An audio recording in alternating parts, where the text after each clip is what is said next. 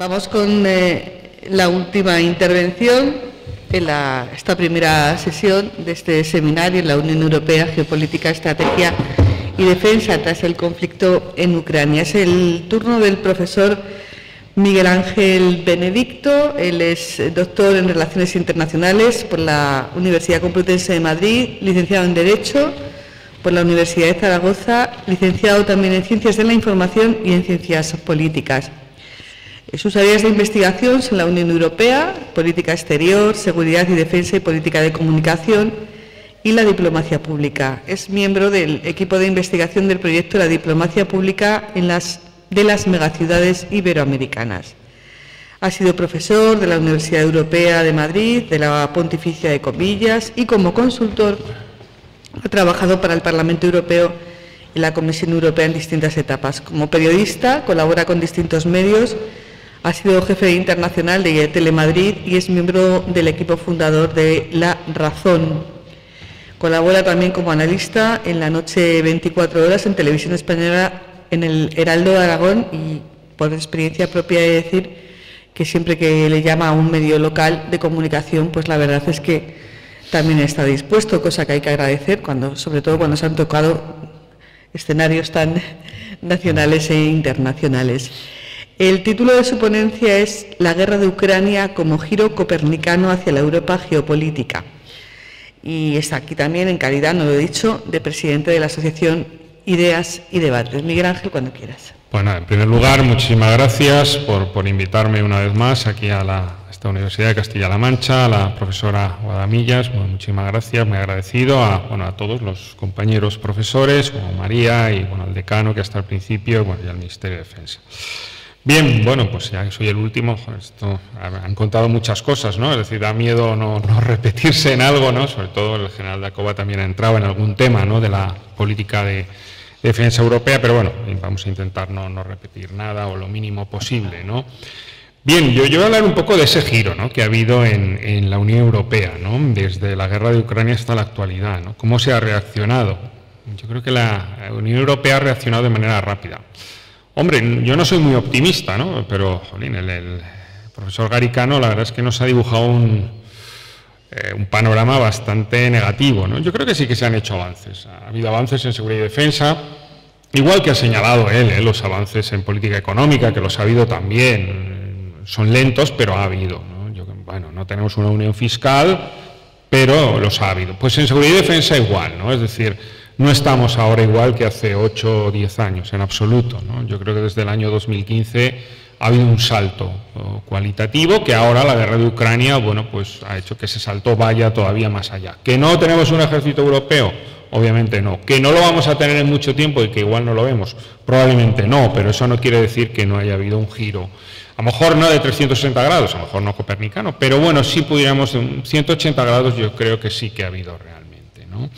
Sobre todo yo creo con la nueva Comisión Europea, ¿no? Esa comisión que preside Ursula von der Leyen, ¿no?, desde el año 2019, y que de algún modo ha reforzado esa apuesta por una Europa geopolítica, ¿no? Una Europa diferente, ¿no?, en la cual haya que hable el lenguaje del poder, ¿no?, que decía el señor Borrell, ¿no?, que tenga una cultura estratégica común, y que hemos visto cómo ha tenido retos de los cuales más o menos ha salido bien, como el reto de la pandemia, del coronavirus, ahora vamos a ver cómo sale de esta guerra de Ucrania, ¿no? En estos momentos quizá es la mayor perdedora junto con Rusia, ¿no?, y la propia Ucrania, obviamente la Unión Europea ahora mismo pero yo creo que en las crisis Europa se crece, ¿no? Y en esta yo creo que esperemos que vuelva a salir reforzada e incluso más federalizada de algún modo. Yo creo que en los temas de seguridad y defensa, como les digo, es muy probablemente que así sea, ¿no? Putin ha supuesto una amenaza, ¿no?, y es una amenaza a la arquitectura de seguridad europea, claramente sí, ¿no? La guerra de Ucrania, desatada en febrero del 22, es una amenaza al orden internacional de posguerra, claramente, y a esa arquitectura de seguridad europea, ¿no? Pero ¿qué ha conseguido él y qué creo que no se esperaba? La unidad de Europa, ¿no? Yo creo que ha habido una unidad en Europa, yo mismo no me la esperaba. Yo recuerdo al poco de comenzar la guerra, fui muy crítico, ¿no?, con la Unión Europea, y a la semana me tuve que desdecir con otro artículo, ahí en Heraldo Aragón precisamente, que comentabas hace un momento, diciendo, pues me había sorprendido realmente la unidad que ha habido en Europa, ¿no? Y yo creo que se tomaron decisiones en muy pocas semanas y en otras ocasiones esas mismas decisiones se hubiera tardado años en tomarlas. Por lo tanto, sí que ha habido avances. Yo ahí no coincidiría con Garicano, yo creo que ha habido avances en seguridad y defensa. ¿En qué? Bueno, pues podemos ver que incluso en aceptar a refugiados, por ejemplo, más de 5 millones y pico de refugiados tenemos en Europa, ¿no? La mayor parte procedentes ahora de Ucrania, y por primera vez se activó la directiva de protección temporal de estos refugiados, algo que no se había hecho en el caso sirio, cuando vimos cómo se dividió Europa en dos, en el este y oeste de Europa, ¿no? Ahora no, ahora hemos visto cómo se activa esa directiva de protección temporal por primera vez. Los Estados miembros dejamos a un lado nuestros intereses nacionales y vemos, pues cómo esas personas casi se les concede el estatus de refugiado rápidamente, ¿no? Sin los procedimientos burocráticos que se exigían anteriormente, incluso, pues se les da una educación, e incluso tienen acceso al mercado de trabajo, etcétera. Es decir, algo que hace unos años era inviable. Y estamos hablando de 2015-2016. Estamos en 2022, es decir, que hemos visto un cambio radical en ese sentido. ¿Dónde ha habido más cambios y más rapidez a la hora de actuar por parte de la Unión Europea? Hemos visto que la Unión Europea ha sentido como sus valores y sus principios, de algún modo, democracia, Estado de Derecho, separación de poderes, se sentían, de algún modo, esos valores se veían afectados, ¿no?, por esta guerra con Rusia, ¿no? Y entonces la Unión Europea, como les digo, no solo en el tema de migraciones, sino, por ejemplo, en el tema militar, por primera vez Europa deja de ser un soft power, ¿no?, un poder blandengue, ¿no? Y empezamos a enviar cazas a Ucrania, o a acordar la puesta en marcha de una misión de entrenamiento militar en Ucrania, o, por ejemplo, la puesta en marcha del Fondo Europeo de Apoyo a la Paz para comprar armas y enviarlas a Kiev, algo que era una quimera unos días antes de la invasión de Ucrania. Es decir, que Putin sí que ha conseguido que Europa comience a hablar en ese lenguaje del poder, al poner a las instituciones europeas en un modo geopolítico, ¿no? Algo que Borrell, junto con la presidenta von der Leyen, venían demandando desde hace bastante tiempo, ¿no? Como les digo, la Unión Europea también, ¿no?, de algún modo, desde el 24 de febrero de 2022 adopta una serie de paquetes de sanciones muy contundente y también sin precedentes, ¿no?, en respuesta a esa invasión de Rusia, ¿no? ¿Cuáles son? Pues hemos visto sanciones económicas al sector financiero, energético, al de transportes, al de defensa, a individuos, ¿no?, a cualquiera de estos oligarcas cercanos a Putin.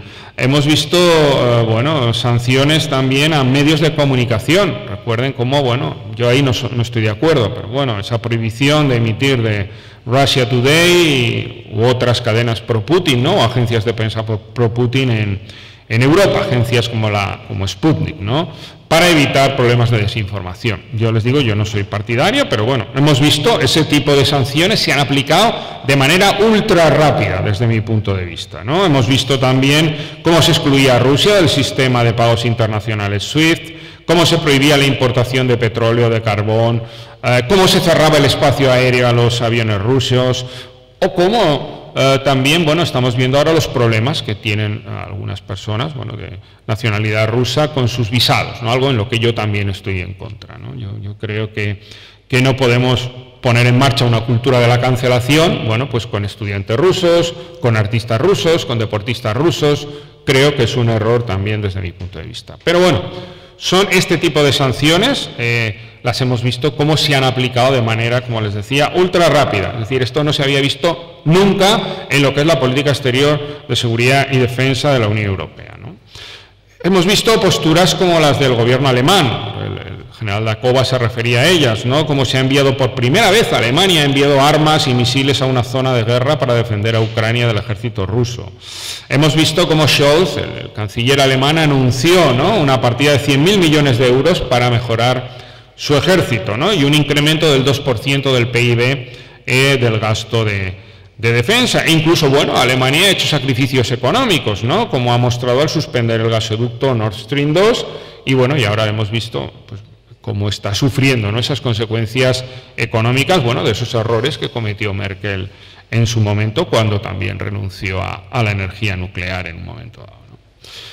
La presidencia de von der Leyen también se ha mostrado muy taxativa sobre una posible ampliación de la Unión Europea hacia Ucrania, ¿no? Son uno de nosotros y los queremos dentro, ¿no?, decía von der Leyen hace unos meses. Incluso el Consejo Europeo, en junio de este año, aprobaba la concesión del estatuto de país candidato a Ucrania y también a Moldavia, ¿no? Veremos cuándo entrarán, pero bueno, tienen ese estatuto, ¿no?, de algún modo, que es un paso también cualitativo, ¿no? Es un giro copernicano también, claramente, si lo comparamos con otros países, bueno, pues que están negociando esa ampliación.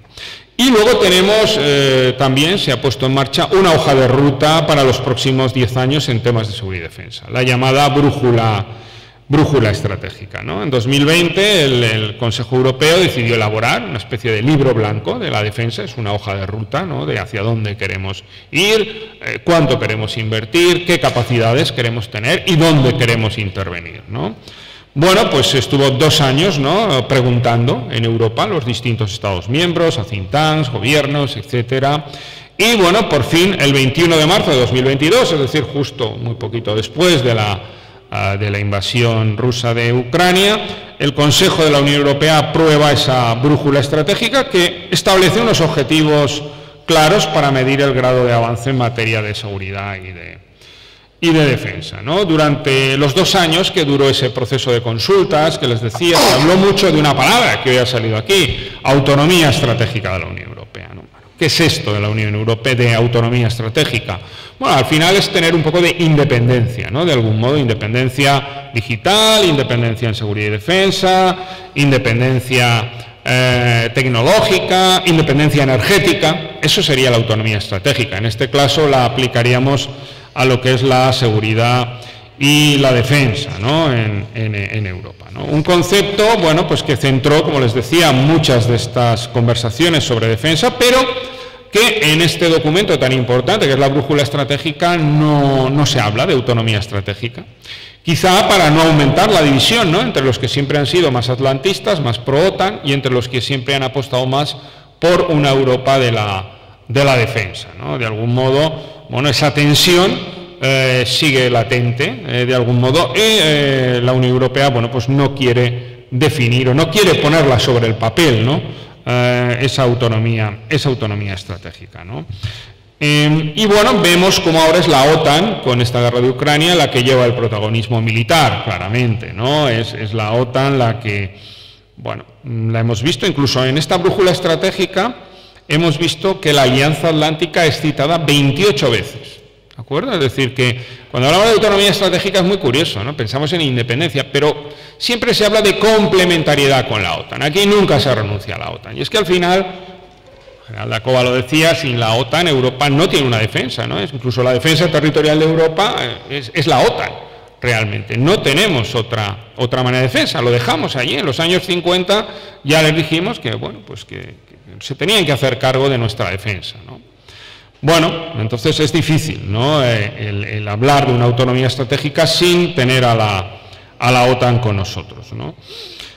Bueno, la invasión de Ucrania obliga a los redactores de esa brújula estratégica a usar un tono más asertivo frente a Rusia, ¿no? Y bueno, se produce de algún modo, se intenta un salto cualitativo a nivel de defensa, pero que al final no se produce el salto cualitativo que se necesita, ¿no? Porque al final seguimos dependiendo de la, como os digo, de la OTAN, ¿no? De algún modo nosotros tenemos un artículo 5 de la OTAN en Europa, es la cláusula de asistencia mutua, es el 42.7 del Tratado de la Unión Europea, que nos permitiría en un momento actuar, igual que si fuéramos la OTAN. Si un país es atacado, el resto deberían defenderle. Esa cláusula la tenemos en el Tratado de Lisboa. Europa puede aplicarla.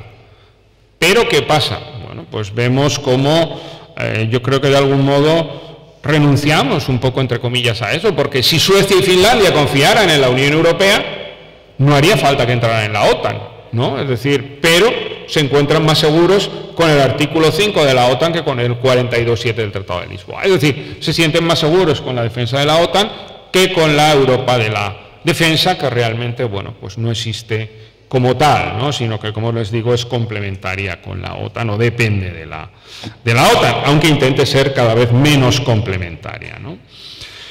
Bueno, yo creo que en lo que son amenazas no militares debería ser la Unión Europea la que actuara de alguna manera con sanciones económicas o de algún modo también, ya le digo, ahí creo que es la Unión Europea la que debe actuar, o por ejemplo en el flanco sur europeo, ¿no? Hemos hablado de él, ¿no? En el Sahel, ¿no? Yo creo que ahí es donde nosotros deberíamos actuar de algún modo, también de manera independiente a la OTAN, porque la OTAN no puede ir en todo el campo de juego global, ¿no? Digamos que es Estados Unidos quien pone el 66% del presupuesto OTAN, y bueno, Estados Unidos está interesado en Asia, está interesado en China, no está interesado en Europa, no está interesado en nuestro flanco sur. Ahí quizá deberíamos hacernos cargo nosotros de esa defensa dentro de la propia OTAN, o tener una propia defensa europea, como les digo, como quieran llamarlo, ¿no? Este documento también hace una evaluación del entorno estratégico, ¿no? Y ahí dice que la principal preocupación es el retorno de la guerra a Europa, obviamente Rusia, ¿no? Esa agresión militar que ya empezó en Georgia en el año 2008, que en 2014, como la profesora Martínez hablaba hace un momento también de ello, bueno, pues ya se anexiona ilegalmente la península de Crimea en 2014, ¿no? Hay un control de facto de Bielorrusia, o hay presencia de tropas rusas en la República de Moldavia, o hemos visto, ¿no?, cómo Rusia, bueno, ha puesto en marcha campañas de desinformación o cómo han intervenido grupos de mercenarios, ¿no? El grupo Wagner en Libia, Siria, en la República Centroafricana o en Mali, ¿no? Es decir, que esto no es algo nuevo, ¿no? La brújula también subraya problemas en el flanco sur, en el Golfo de Guinea, en el Cuerno de África, en el Sahel, en África Central. Habla de terrorismo, de fragilidad institucional, de pobreza. Y bueno, según este libro blanco de la defensa, los Estados Unidos son nuestro socio estratégico de mayor importancia, ¿no? China se subraya que es un rival sistémico y un competidor económico. Y Bruselas abre también la posibilidad de acuerdos bilaterales con Reino Unido, Noruega, Canadá, Turquía, entre la vecindad de siempre, y la de Japón, Corea del Sur y la India en la nueva vecindad de Asia-Pacífico, ¿no? En cuanto a las amenazas para la seguridad, se subrayan, bueno, el terrorismo, la radicalización violenta, armas de destrucción masiva y esas estrategias híbridas, ¿no?, de las que hablábamos: ciberataques, campañas de desinformación, el uso de tecnologías disruptivas, etcétera, etcétera, ¿no? En el documento se recogen 51 medidas para que la Unión Europea se convierta en un actor geopolítico de relevancia internacional. La más importante, hemos hablado antes de ella, es ese despliegue rápido de 5.000 efectivos en un entorno hostil hasta 2025, ¿no? Problema, bueno, que los grupos de combate que ya tenemos, aunque sean solo de 1.500 efectivos, nunca los hemos utilizado. Pues si nunca hemos utilizado 1.500, no sé yo si vamos a ser capaces de utilizar esos 5.000, ¿no? En cuanto a la toma de decisiones, en ese libro blanco u hoja de ruta se habla de buscar una mayor flexibilidad a la unanimidad, ¿no?, que establecen los tratados europeos, ¿no? Se menciona la posibilidad de la abstención constructiva, es decir, así como la posibilidad de permitir el desarrollo de una misión, ¿no?, de política de seguridad y defensa por parte de un grupo de Estados miembros bajo el artículo 44 del Tratado de la Unión Europea. En cuanto a las capacidades militares, bueno, se habla de aumentar ese gasto de defensa del cual hemos hablado y de un mayor compromiso de gasto conjunto a través de la cooperación estructurada permanente, de la PESCO, y a través del Fondo Europeo de la Defensa. También hemos visto cómo ese Fondo Europeo de Ayuda a la Paz, que se ha utilizado para financiar la guerra de Ucrania, ha sido dotado con 5.000 millones de euros para los próximos, entre 2021 y 2027. Bueno, se aprueba la brújula estratégica y al momento, a los pocos meses, ¿no?, hemos visto cómo en Madrid, en junio de 2022, se aprueba el nuevo concepto estratégico de la OTAN, ¿no? Y ahí vemos cómo la defensa colectiva de la Unión Europea seguirá dependiendo de la Alianza Atlántica, seguirá dependiendo de la OTAN, aunque Europa busque su propia autonomía estratégica, como les decía. ¿Qué ha conseguido Putin? Bueno, pues que los europeos, que la Unión Europea y los Estados Unidos refuercen esa relación transatlántica, ¿no? Una relación que había quedado muy dañada, ¿no?, con el señor Trump, y que, bueno, que esa herida está cauterizando gracias a la guerra de Ucrania, ¿no? Hemos visto cómo hemos conseguido que Alemania aumente ese presupuesto, como les decía hace un momento, algo que se venía exigiendo desde la etapa Obama, y cómo la Unión Europea busca una mayor autonomía estratégica en complemento, ¿no?, o complementariamente a la OTAN, ¿no? El objetivo de disuasión de la alianza sigue más vivo que nunca en el flanco oriental, tras el anuncio, por ejemplo, del despliegue de unas fuerzas de intervención rápida de 300.000 soldados en el este de Europa, y hemos visto cómo Suecia y Finlandia, como os decía, bueno, pues pusieron fin a su neutralidad y reafirmaron su solicitud de adhesión a la Alianza Atlántica, siendo invitados a hacerlo formalmente en esa cumbre de Madrid. Pero hemos visto también cómo Dinamarca, que es miembro de la OTAN, bueno, quería entrar por primera vez en lo que es la defensa europea, algo a lo que había renunciado con esa cláusula opt-in-out que tiene ya desde que entró como miembro de la Unión Europea. En el flanco sur, como os decía, bueno, no fue olvidado. África y Sahel tampoco han sido olvidados, es decir, están dentro de ese concepto estratégico. Incluso se habla en ese concepto estratégico de la instrumentalización de la inmigración, de los riesgos alimentarios, de los riesgos climáticos también, que también inquietan a esa alianza, que introduce ese concepto de OTAN de 360 grados, que permite ir más allá del área euroatlántica, sobre todo poniendo el foco en China.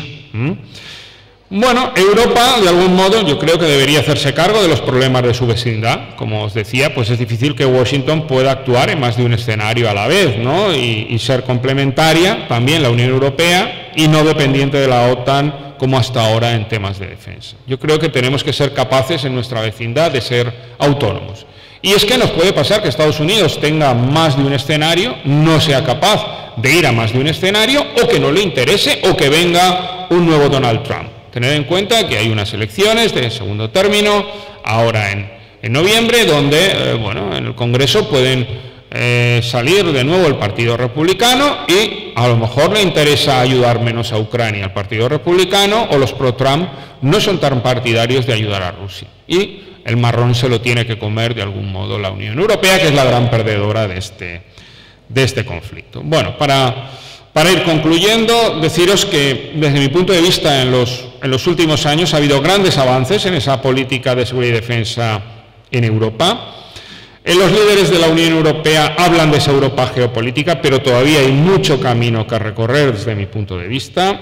La cumbre de la OTAN en Madrid vino a certificar la preponderancia todavía de la OTAN frente a la defensa europea, sobre todo tras esa entrada como os decía, de Finlandia y de Suecia en la alianza, ¿no?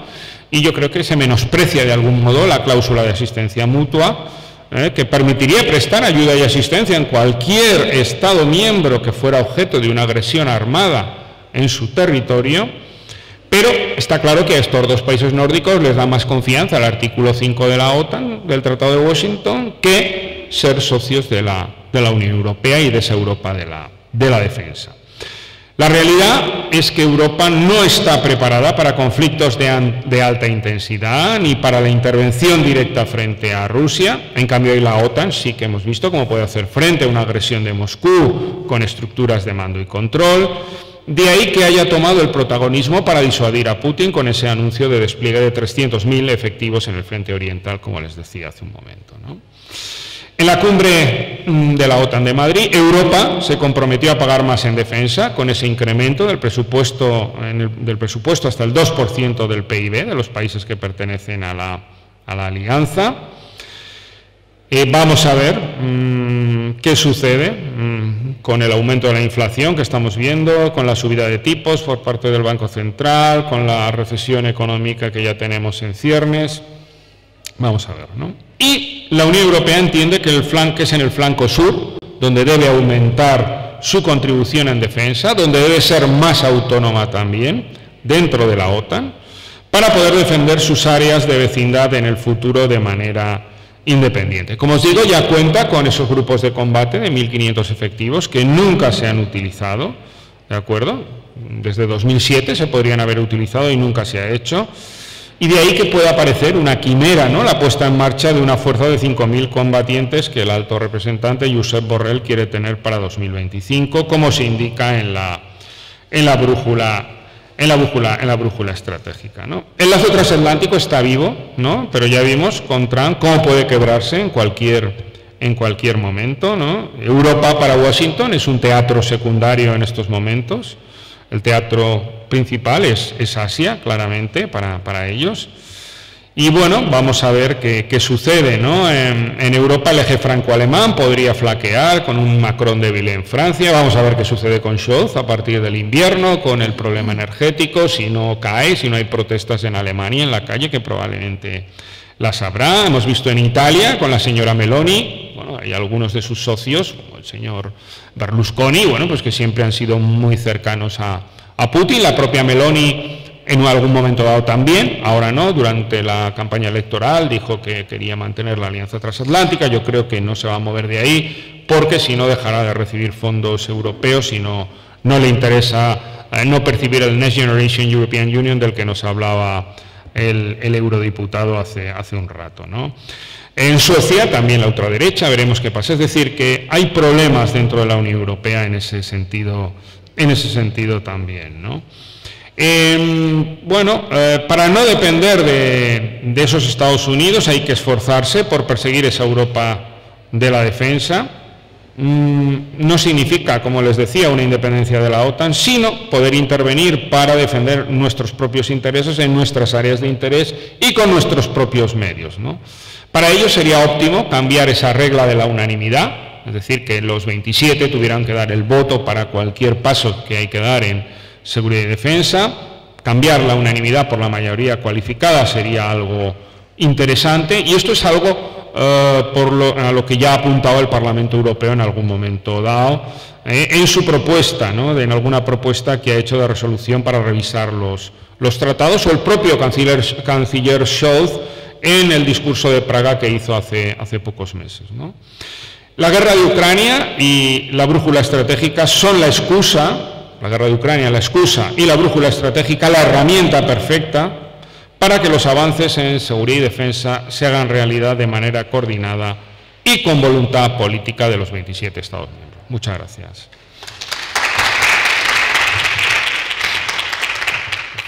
Pues muchísimas gracias, Miguel Ángel. Seguro que hay preguntas. Venga, vamos. Pues nada, adelante. Clara, ¿no? Marta, casi. Adelante.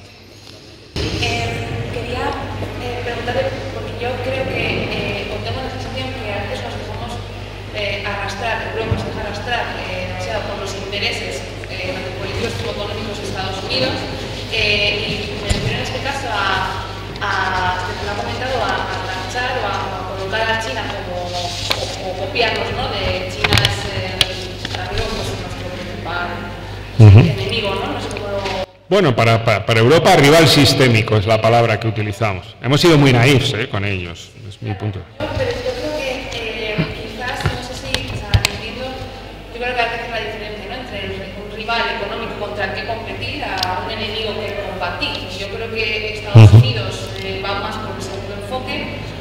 Nosotros no creo que debamos coger ese enfoque, sino más el otro, ¿no? Y también quizás tenerlo como rival económico con el que saber competir efectivamente, pero también aprovecharnos de quizás, ¿no? De las económicas o de las comerciales, por ejemplo. Entonces, yo creo que a veces, si nos vamos a gastar por ese pensamiento estadounidense contra China, no creo que quizás nos perjudican más que nosotros. Bueno, yo creo que Europa ahí ha mantenido una postura entre medias, ¿no? Como muy bien apuntas, ¿no? Más bien no la postura americana, ¿no? Más confrontada, ¿no? Más de desacoplamiento, ¿no? De algún modo, que lo que busca es ese desacoplamiento con la economía china. Yo creo que es muy difícil, ¿no? Pero bueno, es lo que está buscando, crear como dos áreas, ¿no? Un área china, un área europea, cada uno nosotros usaremos unos móviles en Occidente y los proasiáticos usarán otro móvil diferente, muy probablemente haya un desacoplamiento. Yo creo que eso no es positivo, ¿no? A ningún nivel, desde mi punto de vista, ni económico, ni a nivel de seguridad, etcétera. Y Europa parece que está en medio, ¿no? Pero Europa ha sido muy naif también, ¿eh? Es decir, yo creo que con China le hemos permitido absolutamente todo, ¿no? Con ese bueno, libre comercio europeo, vamos a firmar tratados de comercio, vamos a dejar que aquí entren todas las empresas chinas, y han entrado todas. China tiene el puerto del Pireo en Grecia, tiene los puertos de carga de Valencia, tiene el puerto de carga de Bilbao, compró la empresa de electricidad de Portugal, etcétera, etcétera. Tiene inversiones en Polonia, en Hungría. Esa entrada en cualquier sector, incluso en sectores críticos de la economía europea, la hizo China durante la crisis económica de 2008. Es una entrada brutal. Se lo permitimos hasta que se nos encendieron las alarmas, ¿no? Cuando compró una empresa tecnológica, ¿no?, de robótica Alemania, KUKA, ¿no? Y ahí es cuando se nos encendieron las luces y dijimos, ostras, que estos se apoderan de nuestra economía, y además cada vez que nosotros queremos entrar en China, resulta que necesitamos un partner, ¿no?, una empresa china para poder entrar, y encima les tenemos que ceder parte de nuestra tecnología a esas empresas, ¿no?, que nos la terminan copiando y cualquier día nos dan una patada en el culo y se quedan ellos con la tecnología, ¿no? Yo creo que fuimos muy naifs, ¿no? Luego hubo un documento en el año 2019 de la propia Comisión Europea en la cual, bueno, pues se hablaba ya de esa rivalidad sistémica con China que se vuelve a ver, ¿no?, en la brújula estratégica, ¿no? Ya se habla también de competidor económico. Y incluso se han aprobado, ¿no? Hace poco se aprobó un reglamento incluso para evitar esa entrada de empresas chinas tan alegremente en Europa, sin ningún tipo de condiciones, mientras nosotros nos ponen todo tipo de trabas. Es decir, no ha habido una reciprocidad entre las dos partes. Cuando una empresa china ha entrado aquí o puede participar en una licitación en un momento dado, imagínese, pues una licitación por ferrocarriles, y entra aquí la empresa china X a licitar, y puede licitar. ¿Y cómo sabemos cuánto accionariado de esa empresa pertenece al Estado chino? ¿O cuántas ayudas de Estado está recibiendo del Estado chino? Mientras que aquí en Europa prohibimos que nuestras propias empresas reciban ayudas de Estado y no se pueden presentar esa licitación y la gana una empresa china. ¿Esto qué es? ¿Somos tontos? ¿Nos estamos pegando un tiro en el pie? Sí, quizá Trump tenía razón en un momento dado. Yo me acuerdo hace unos años cuando uno de los viajes que hice a Bruselas, y estaba hablando con el portavoz de la entonces comisaria de Comercio, y te estoy hablando igual hace 4 años, antes de la pandemia. Y él nos decía, dice, bueno, es que Trump es un bruto. Se ha ido el sonido. Ahora, es un bruto, pero tiene razón. Es decir, cuando la guerra comercial con China, la Unión Europea le aplaudía, es decir, le estaban aplaudiendo. Lo que pasa es que nosotros no. Nosotros no, somos el multilateralismo. Nosotros, ¿cómo vamos a ir a una guerra comercial? Pero en el fondo apoyaban a Trump y le daban la razón. Sotoboche, que sea el bruto.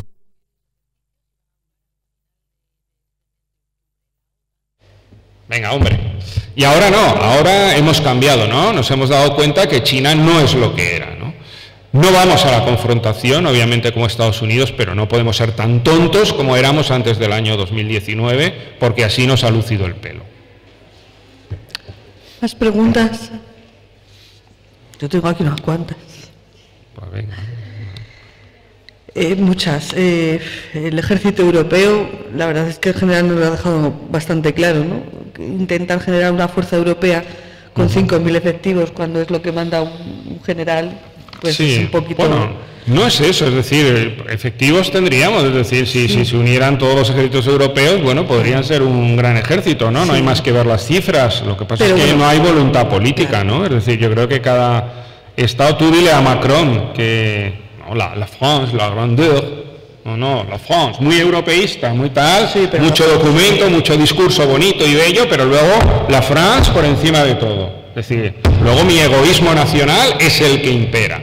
Y así es Europa, ¿eh? Y todos los países son así. Por eso yo te digo, yo creo que es una quimera esa. ¿Se están dando pasos? Sí. ¿Se ha dado un giro? Absolutamente sí, pero de ahí a un ejército europeo, yo creo que no lo veremos ninguno de los que estamos aquí. Yo desde luego no. En ese giro que remarcabas, de ese giro que se ha dado, por ejemplo, a aumentar el gasto en defensa, hablar directamente del gasto en defensa para los políticos europeos, ¿en qué medida la crisis económica puede, de alguna manera, desinflar ese ánimo que parece que había ya una población importante de Europa convencida de que efectivamente no nos tienen que defender, pero también tenemos que defendernos nosotros? Y otra cuestión, y ya no pregunto más, cuando has hablado del flanco sur y el liderazgo que tiene que tener la Unión Europea para, de alguna manera intervenir en esos conflictos, ¿qué pieza puede jugar España en sus particulares relaciones con Marruecos? Si estamos en el mejor momento para ser actor invitado, o mejor que nos echemos a un lado. Bueno, en cuanto a la inversión en defensa y la crisis económica, hombre, yo creo que es el momento, ¿no? Es decir, creo que en este momento por primera vez la gente entiende, ¿no? Que haya que invertir más en seguridad y defensa, ¿no? Lo estamos viendo, ¿no? Con esa guerra que no nos esperábamos ninguno, ¿no? Con Rusia. Es un buen momento de venderlo a la opinión pública. Lo que pasa es que la opinión pública europea es muy diversa. Tenemos 27 opiniones públicas. Y cada uno ve las amenazas de una manera, ¿no? Entonces no lo ha visto.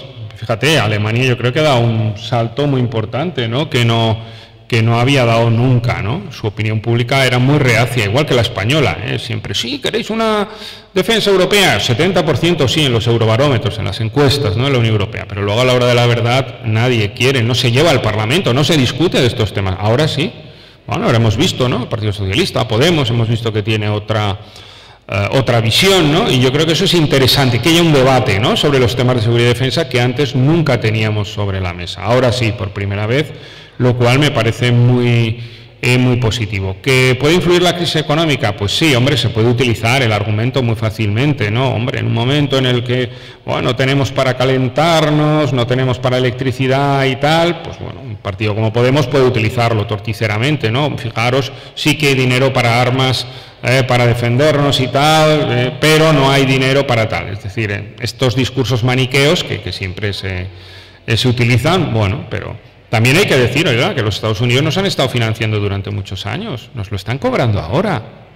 Es que esos buques que vienen ahora con gas desde Estados Unidos nos sale mucho más caro que el gas ruso. Bueno, pues están cobrando esos años, desde los años 50 llevan poniendo. Trump se quejaba y con razón, decía, bueno, es que yo estoy harto de pagarles a ustedes su defensa, mientras ustedes pagan sus hospitales, su educación, sus pensiones, su desempleo, ¿y por qué les tengo que pagar yo esto, ¿no? Es decir, que en parte Trump tenía parte de razón, ¿no? Pudiéramos decir que su parte de razón tenía, páguenselo ustedes. Pongan ustedes la sangre de sus soldados y no la de los soldados americanos para defender sus propios intereses. Sí, que vaya a influir la crisis económica. Hombre, yo creo que ya se ha dado un salto, y estamos todos viendo los presupuestos que se están aprobando, cómo se está incrementando en defensa. Pero, obviamente, vamos a ver si hay una recesión que se puede avecinar, un escenario de esta inflación, pues veremos. Quizá no sea tan alto esa inversión en defensa como pensamos. El flanco sur, España, hombre, el flanco sur a nosotros es el que más nos interesa, ¿no? Lo ha dicho el general, ¿no? Claramente, ¿no? Nosotros tenemos un problema ahí en el Sahel, de todo tipo, tráfico de armas, tráfico de personas, inestabilidad absoluta y, bueno, todo eso, que los vecinos somos nosotros, igual que pasó en Siria, ¿no? No son Estados Unidos, somos nosotros, ¿no? O el problema del Magreb, ¿no? Claramente, ¿no? El problema con Argelia y Marruecos que tenemos nosotros en estos momentos, bueno, pues a nosotros nos interesa desarrollar que se desarrolle ese flanco sur y que sea la Unión Europea la que lleve la voz cantante. España ahí, pues no sé, yo es que no entiendo bien, ¿no? La postura en el Magreb del gobierno español no la entiendo, entonces no te puedo decir porque no la entiendo. No entiendo cómo en un momento de crisis energética nos enfrentamos con Argelia, le damos el ok a Marruecos que se nos ríe encima y, bueno, hemos visto la carta, ¿no? De este fin de semana donde, bueno, pues, ¿qué quieren que les diga, no? Yo no entiendo nada de este gobierno respecto a eso. Tampoco nos han dado una explicación plausible, ¿no? Yo no sé si es porque Estados Unidos le ha estado presionando o no sé si es que tienen algo del móvil del presidente del gobierno que involucra a su esposa. No lo sé, hay muchas teorías. Yo no sé cuál es la teoría más certera. O sea, que mejor que lo lleve la Unión Europea que no España. Hombre, siempre nos viene mejor, ¿no? Yo creo que de cara al Magreb ya hemos visto cómo ha sido la Unión Europea, ¿no? En el tema de Argelia, con el tema comercial, la competencia es europea, hay acuerdos de asociación, tanto con Argelia como con Marruecos, y es la Unión Europea la que lleva la voz cantante y no el Estado Nacional, ¿no? Yo creo que en ese sentido nos viene bien, ¿no? O somos, digamos que juntos somos más fuertes, ¿no? No sería lo mismo España con un acuerdo de pesca, por ejemplo, o con un problema energético, con un problema de comercio, que sea Europa la que negocie, ¿no? Siempre son más fuertes 27 que un solo Estado, ¿no? Claramente es mejor estar en Europa frente al Magreb, claramente, no tengo duda.